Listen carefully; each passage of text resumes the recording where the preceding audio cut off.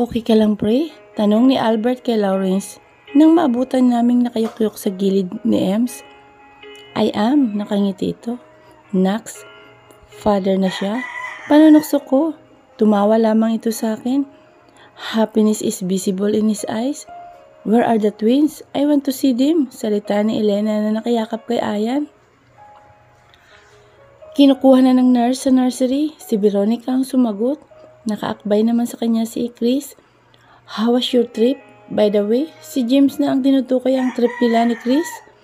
Oh, we had so much fun. Greece is really a beautiful place, right, Chris? Indeed, sweetheart. He kissed Veronica's cheek at hinahaplos nitong braso ng asawa. They're blooming at halatang hiyang sa naging trip nila doon. Sana nagpa-picture man lamang kayo sa mga Greek gods. It would be perfect, tawa ni Ayan. Baliw, irap ni Veronica dito. Makakabuo na rin sila, pang-aasar pa ni Jack. Why he looks blooming too? Ang huli kong balita ay nagkamabuti na sila. Julian, their story was complicated in a true sense of the word. Akala ko amin lang ni Albert ang hindi naging madali. Ganon din pala sila Jack. He was torn between his love for his brother and his love for his brother's fiancée. How complicated was that, right? Napatigil ang kwentuhan namin nang dumating ang dalawang nurse na bitbit ang dalawang baby. Sus, buti na lamang at hindi nagmana sa'yo, dude. Kamukha ng ina ang dalawang Ang swerte ng mga bata, hirit ni Jack. Kinuha nito ang isang baby. Ako naman, pakarga din, singit ni Ayan. Wow, kamukha ko. Mana kay Ninong Ang rosy cheeks niya at kissable ang lips. Langhiya, maraming paiyak ng babae ito, paglaki. Sinapak ito ni Elena. Manahin na lahat sa'yo, wag lang ang pagiging playboy mo. Gusto mo pa atang masirang buhay ni baby kung magmamana sa'yo? Bakit, princess? Nasira ba ang buhay ko nang dumating ka? Hindi naman, di ba? Nabuo mo pa nga eh. He winked at Elena na ikinapula na mukha ng huli. Natawa ako. Kinuha ko naman ang isang baby. Ito, mukhang maraming lalaki ang magkakadarapa sa kanya. Kay gandang bata Nakuha niya ang noo at ilong mo, Lawrence. Kay Ems ang mata at lips. How angelic her face is. Yeah, si baby girl nata ang karma ng mga kalalakihan. Iyak tawa, tiyak ang mga lalaki sa kanya. Sang-ayon ni Jana na nakayapo sa aking likod habang pinipisil ng marahan ang pisngi ni baby. Ang aking mga pamangkin ay mana sa mga tita. At kami yun ni Liza, no question. Si Veronica na kinuha mula kay Ayan si baby boy. Hindi muna tayo mag-aanak ha, Chris. Gusto ko maging hands-on tita muna sa aking mga pamangkin. Bumaling ito kay Chris na nakasimangot. Ang cute talaga nito. Oo na lang, sweetheart. Sang-ayon nito kahit labag sa kalooban. Imposible yun. Katatapos lang ng honeymoon nila, kaya baka makabuo na. Nagising si Ems dahil sa ingay ng mga lalaki. Ang ingay nyo kasi, nagising na tuloy ang asawa ko. Lawrence his at dim, lumapit ito sa kama at hinalikan sa labi si Ems na agad namang napangiti ang huli. Ilang sandali pa at puro kwentuhan at tawanan ang namayani sa kwartong yun. Humapdi ang sikmura ko at medyo naliliyo. Dahil siguro ito sa biyahe namin. Madaling araw kasi kami. Tumulak ni Albert at kahit nabibigatan ang pakiramdam ko ay pinilit kong bumangon. Hinawakan ko si Albert na nakikipaghuntahan sa mga boys. Malawak ang private room na kinuha ni Lawrence at malaya kaming nakakagalaw. Lumingon ito sa akin at kumunot ang noo. Why, sweetheart? Nagugutom ata ako. Mapdi ang sikmura ko Ngiwi ko. Pinagpapawisan ako ng malagkit. You sure? Kakakain lang natin, Athena. Baka gusto kong kumain. Bumulong ako sa kanya at ayokong marinig ng ibang pinag-uusapan namin. Tumayo si Albert at nagpaalam. Lalabas lang kami. Saglit guys, balik din kagad ha. Tumango lang din ang mga ito at nagpatuloy sa kwentuhan. Si Jack ay busy sa kanyang cellphone. Naglahad ng palad si Albert para makatayo ako. Ngunit agad na nanginig ang tuhod ko. Nahihilo ako at hindi na maganda ang aking pakiramdam. Pinilit kong kumilos ng maayos because I don't want Albert to get worried. Napagod lang ata ako sa biyahe. Madiin ang pagkakahawak ko sa palad nito Habang naglalakad kami, nasa labi na kami ng hospital nang makasalubong namin si Julian. "Hi, saan ang punta niyo?" She asked. Humihingal pa ito at mukhang lakad-takbo ang ginagawa. "Sa labas, kakain. You wanna join us?" Aya ni Albert dito. Magiliw na tumagi lamang si Julian. "Kakakain ko lang at ang kaibigan mo nga pala ay hindi na ata nakapaghintay na makita ko." She grins at winagayway nito ang cellphone na maya't maya ay tumutunog. Tumawa si Albert at napangiti rin. Kahit panay ang pagkirot ng aking sikmura, naduduwal pa ata ako. "He's crazy," saad nito. Julian grins as he rolled her eyes. "Tell me something I don't know." She frowned when she picks at me. "Are you okay, Tinay? You are so pale." I'm fine." Ngumiti ako sa kanya bilang pagpapakita na maayos nga ako when in fact I'm not. Napapikit ako nang may kung anong humalukay sa aking tiyan. Sumasabay pa ang pagsakit ng aking ulo. God, ano ba ito? Albert pulsed me so we could start walking, pero bago ako maihakbang ang aking paa ay naduwal na ako. Maagap na sinalo ako ni Albert na napamura pa. "Shit, sweetheart." Napasubsob ako sa kanyang dibdib at napapikit. Hindi ko kaya, sobrang naliliyo talaga ako. Umikot ang aking paningin. Pinangko ako ni Albert at mabilis ang kanyang hakbang pabalik sa loob. Naririnig ko pa ang boses ni Julian na sinasabing tatawagan ang iba pa naming kaibigan. Dinaluhan agad ako ng mga nurse at pinahiga sa kama. Pumasok ang isang doktor at inumpisan akong tanungin at suriin. Si Albert ang halos sumasagot sa mga tanong ni doktora dahil wala akong halos maintindihan. "Mister, pwede po ba muna kayong lumabas? May kailangan lang po kaming gawin sa pasyente," rinig kong sabi ng doktora. "And why the fuck do I need to leave?" He pissed because obviously he cursed. "It won't take a minute, sir. Pakipill up na rin po tuloy ng form sa nurse station. Kung maaari pa po lamang, ipapatawag po namin kayo later." Walang nagawa si Albert at pumayag na lamang. Before he left, he kissed me first on the lips. "I'll be right back," he says. "Ma'am, nahihilo na pa po ba kayo? Kaya niyo po bang tumayo?" Tanong ng isang nurse pagkalabas ni Albert. Tumango ako at pinilit labanan ang liyo. "May binigay itong pregnancy kit sa akin. Alam niyo po bang gamitin ito, ma'am?" Nakanganga ako. Wait a minute. What is this? Am I pregnant? Kailan ba ako huling nagkaroon? Shit, hindi ko na rin alam. Inalalayan ako ng isang nurse na tumayo at naglakad ako patungong bathroom.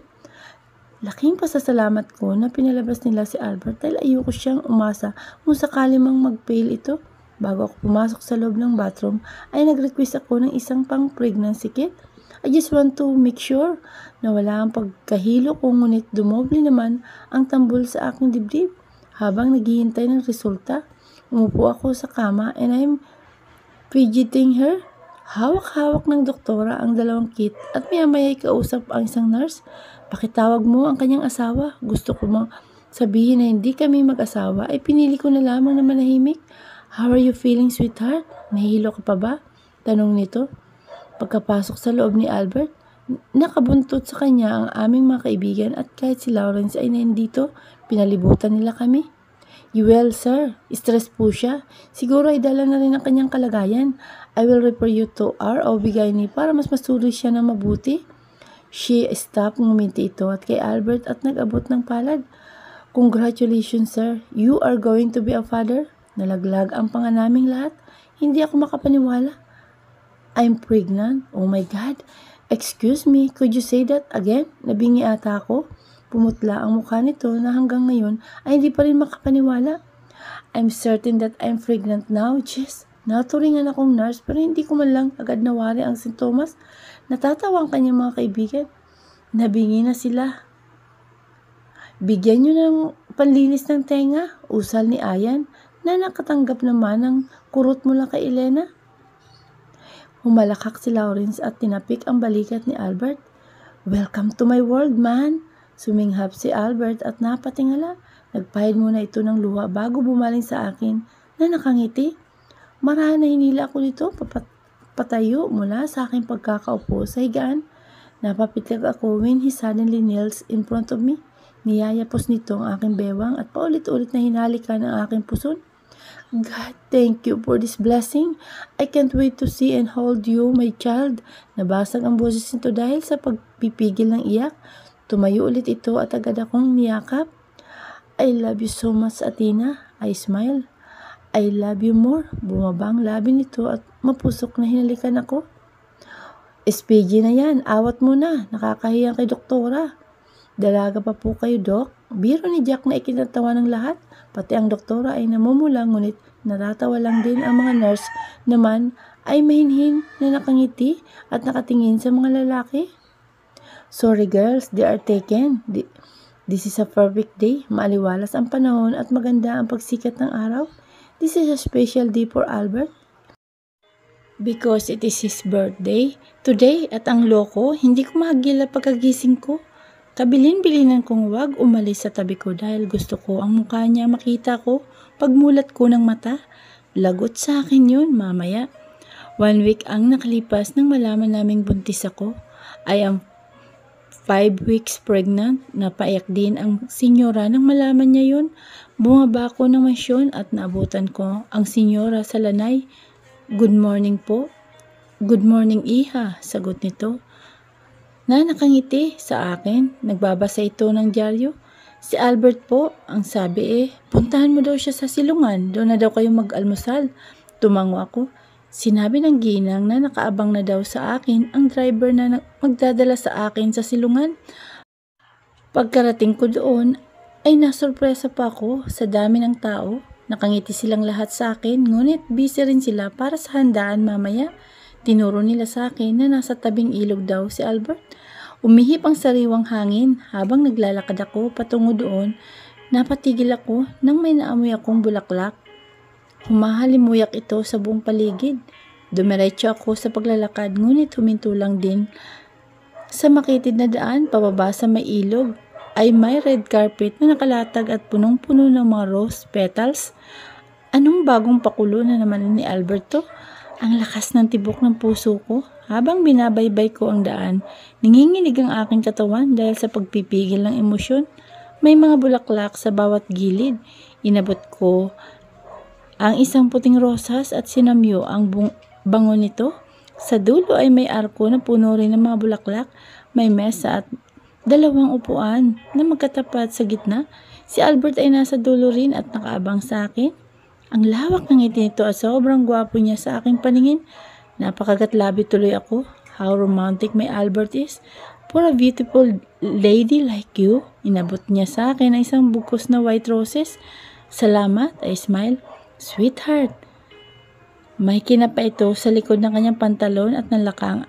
Laki ang aking mga mata nang tumambad sa akin ang kulay pulang maliit na kahon. Oh my God! Lumuhod ito sa harap ko at binuksan ang kahon. Nalaglag ang pangako sa pagkislap ng ilang brilyante na nakapalibot sa singsing. What is this? Bigkas ko. It's a ring. Nanliit ang mata ko. Of course, it's a ring. Irap ko sa kanya na natatawa lamang sa akin. Tumikim ito. Sweetheart, I know masyado na itong huli pero nakiusap ang ate mo na. Pagkatapos na lamang niyang mga anak ako mag-propose sa'yo para daw maka-attend siya sa kasal natin. I swallowed. Yung pala ang pinag-usapan nila noon. He cleared his throat. This is where it's all started. I could still remember the fast beating of my heart when I saw this little girl crying in this place. That was the first time I had a crush on someone, but unfortunately, she was so young then. But now, she's all grown up and she's carrying my child. He smiles. Maria Athena Gonzalez, my epitome of perfect life, the honor of my heart and soul, will you marry me? Please say yes, sweetheart. Nagsusumamo ang boses nito. Ang mukha ay nagpapaawa pa. Natatawa tuloy ako. Sira talaga. Kailangan pa talaga niya akong tanungin. Kahit ura-urada ay pakakasalan ko siya agad-agad. Yes, Albert, I will marry you. Kumagat ang labi nito habang sinusuot ang singsing sa aking daliri. It perfectly fits on my finger. He stands up at hinilakan ako ng mariin. Gumanti ako ng halik at yakap sa kanya. Nakarinig kami ng palakpakan at doon ko lang napagbatid na nasa likuran pala namin ang lahat ng tauhan ni Albert. Si Senyor ay nandun din at nagpapahid ng luha. I love you, sweetheart. I love you too. And oh, happy birthday rin pala. Umalakhak kaming pareho. Ngunit maya-maya lang din ay hinalikan niya ulit ako. Hindi namin ininda ang hiyawan at kantsawan ng mga tao. Finally, my dream came true. I'll be Mrs. Albert de la Puente soon. Pray, you wanna get laid tonight? Kindat sa akin ni Ayan. Napapalatak ako. Seriously? You are broken-hearted.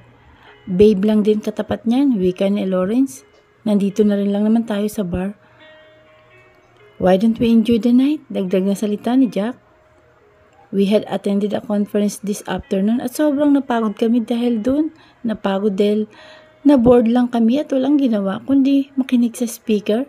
But our presence was needed para na rin makisalamuha sa ibang business group sa buong Pilipinas. And me, broken-hearted? What the fuck? I'm not. They assume that I am dahil naikwento ko sa kanila about sa karelasyon ko na umalis ng bansa at nagtungo ng Amerika para magpagaling. Nakikita mo ba yung babaeng yun?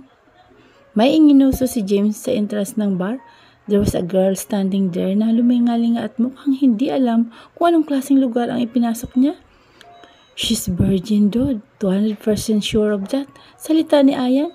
Go. Get her, Jan. Nagtaas ng isang kamay si James at maya-maya may lumapit na bakla sa lounge namin. My friend here wants to spend the night with a girl. Itinuro nito ang babae na ngayon ay akay-akay ng isang may-ari ng club papasok sa office nito. She can name her price, salita ni Lawrence na sumisimsim sa kanyang shot glass. Umiiling ako, but why not? Walang masama kung enjoy ko naman ang gabing ito. When the gay host told us na nasa taas na ang babae, ay tumayo na rin ako. Good luck, dude. See you tomorrow. Balitaan mo kami. Halos sabay na salita nila. Bago ako tumayo, inabot ni Lawrence ang cheque na pirmado na niya. Ang amount na lamang ang isusulat ko mamaya. I smart. Walang mapaglagyan ng pera ang lalaking ito. Binuksan ko ang pinto ng room at ang amoy shower gel ang sumalubong sa akin. I scope. Namangha ko sa kainusentehan ng kanyang mukha. She's very pretty, like an angel, but she's scared. I could see it clearly from her eyes and she's shaking.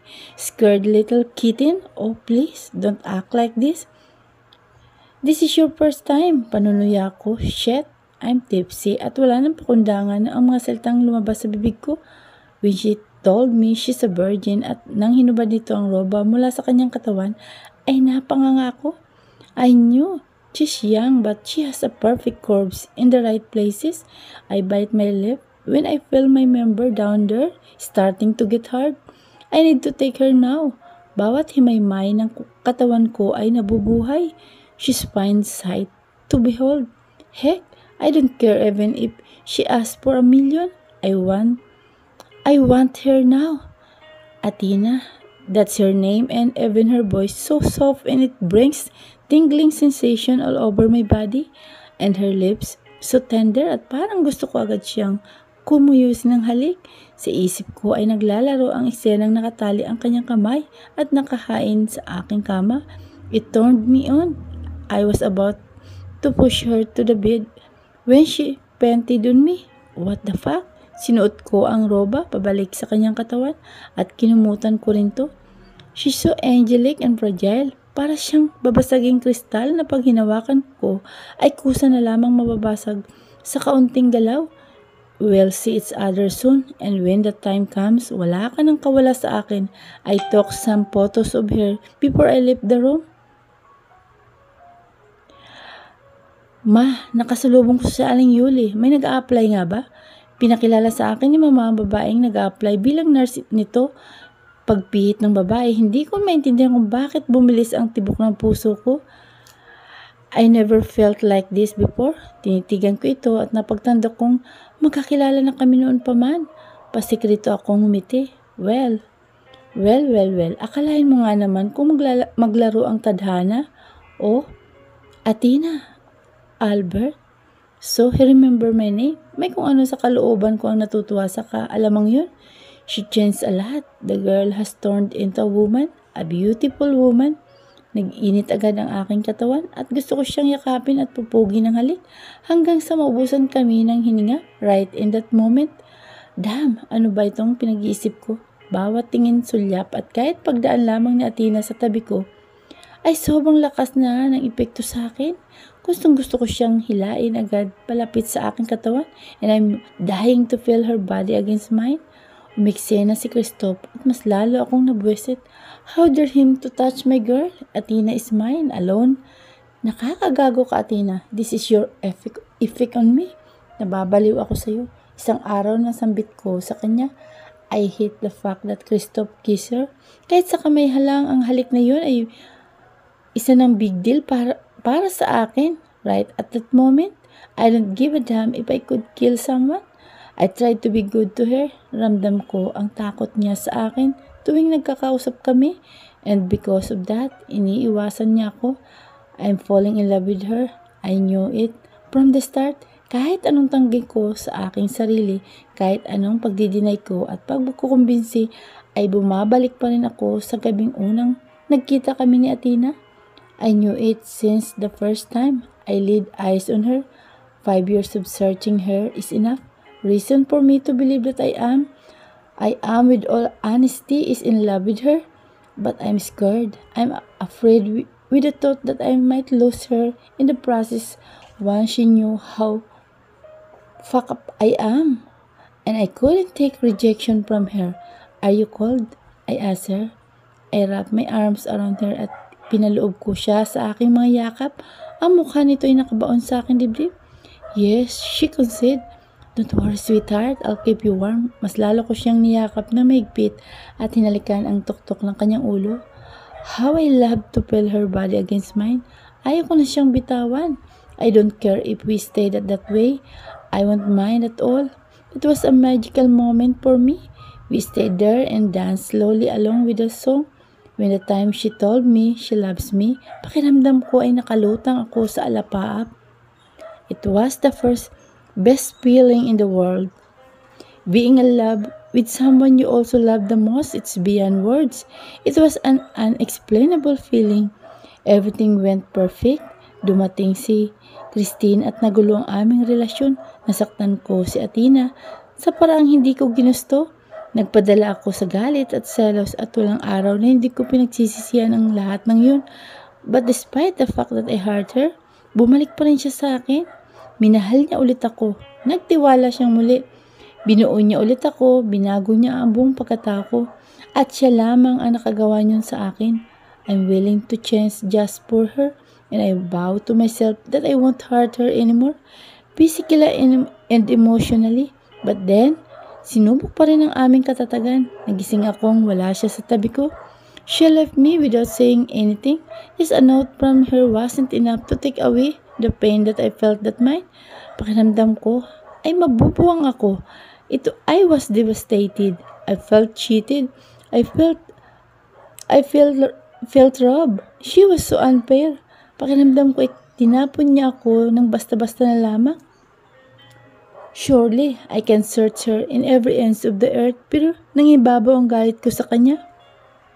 Sino naman ang matutuwa sa ganun? And then, Jessica just appeared from nowhere. She's a bitch and I knew she's the reason why Athena left me. Pero ang pinakamasakit doon ay ang kaalamang hindi niya ako pinaglaban. Bagkus ay pinamigay niya ako sa iba. Fuck, I can't do that to her. Pero siya, nakaya niya ang ganun. She's so unfair.